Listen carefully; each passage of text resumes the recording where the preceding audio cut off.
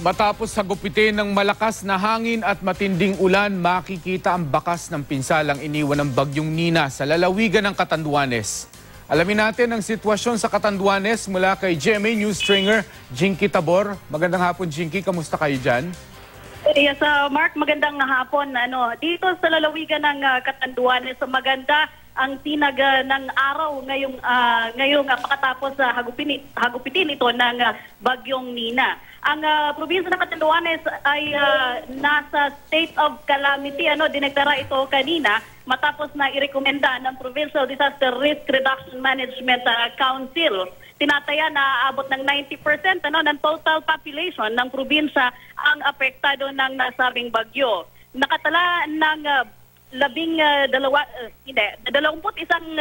landslide sa San Miguel papunta ng northern towns, Mark, ang northern towns Viga, Panganiban and Bagamanok, at maraming electrical posts at linya ang natumba, sanhinang pagkawala ng kuryente sa buong lalawigan. Nagkaroon din ng mga uprooting at natanggal mismo sa lupa ang malalaking puno tulad ng akasa. At sa ngayon, Mark, hindi pa nadadaanan ang highway papunta sa northern towns ng probinsya ng Catanduanes. Wala ring potable water sa probinsya at ngayon halos isolated ang buong lalawigan.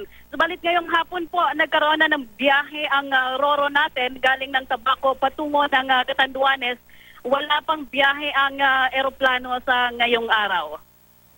Jinky? Inaantay. Okay. Yes, Mark. Sige, go ahead. Sige, tapusin mo, Jinky. Oo, inaantay natin, Mark, si Governor Kua kasi sa naipit ito ng pagkakakansela ng biyahe ng eroplano bago pa man nagkaroon ng storm signal ang Catanduanes. Wala nang biyahe ng eroplano sa hinang malalakas na ulan.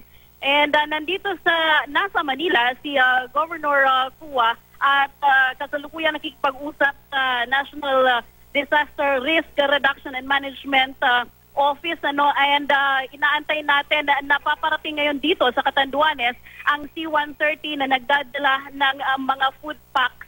At inaasahan natin na mangyayari ang pagbibigay ng food packs sa pamamagitan ng C-130s na ito mga isang linggo mula ngayong araw.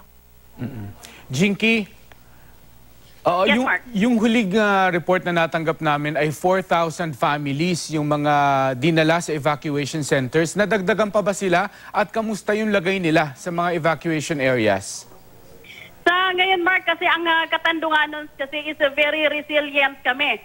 Kanina natapos ang bagyo bandang alas 10 ng gabi kagabi at bandang alas 10:30 nagsimula na ang clearing ng PDRRMO dito sa bayan ng Virac. And ang mga evacuees naman natin, wala pa yung sikat ng araw kanina, is nagsiuwian na sa kanilang bahay at naglinis na, inayos na ang kanilang mga ari-arian. Dito sa lalawigan na Mark, makikita natin ang mga nasirang mga bahay, mga establishmento, at ito ay sanhi ng napakalakas na hangin na kagabi nang bumagsak ang mata ng bagyong Nina. So sa ngayon, Mark, nagkakaroon na lang ng clearing and hopefully magkaroon ng kuryente matapos na maitayo ulit ito ng Fiselco.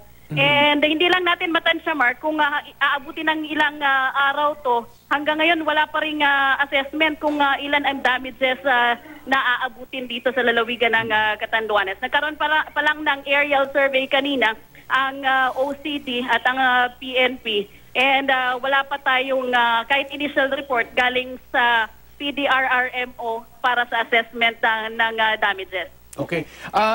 Jinky, 90% kamo ng populasyon ang naapektuhan ng bagyo. Pwede mo bang i-describe ano yung mga epekto na yon sa 90% ng population para malaman din lang ng national government yung pangangailangan ng lalawigan, Jinky?